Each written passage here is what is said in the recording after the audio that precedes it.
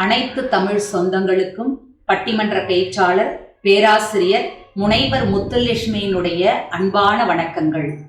April 12ஆம் தேதி தொடங்கி மனம் இலக்கிய மன்றத்தினுடைய 50வது ஆண்டு விழாவானது சீரோடும் சிறப்போடும் சேலம் மாநகரத்திலே நடைபெற உள்ளது.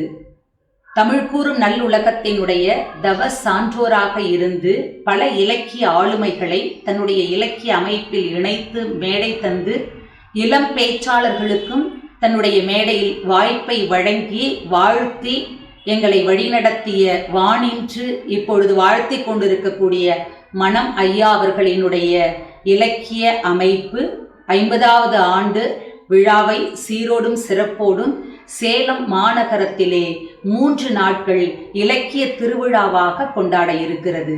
அந்த இலக்கிய திருவிழாவில் கவியரங்கம், பட்டிமன்றம், சொல்லரங்கம் என்று பெரும் பெரும் இலக்கிய ஆளுமைகளினுடைய மிக அற்புதமான உரைகள் நிகழ இருக்கிறது. 3ஆம் நாளான 14ஆம் தேதி தமிழ் கூறும் நல் உலகத்தினுடைய மிகச்சிறந்த ஆளுமையாக இருந்து என் போன்ற பல பேச்சாளர்களுக்கு வழிகாட்டி கொண்டிருக்கக்கூடிய போற்றுதலுக்கும் மரியாதைக்கும் வணக்கத்திற்கும் உரிய தேவி குணசேகரன் அக்கா அவர்களினுடைய தலைமையில் சுழலும் சொல்லரங்கம் நடக்க இருக்கிறது. அந்த சுழலும் சொல்லரங்கத்தில் எளியேனும் பங்கு பெறுகிறேன்.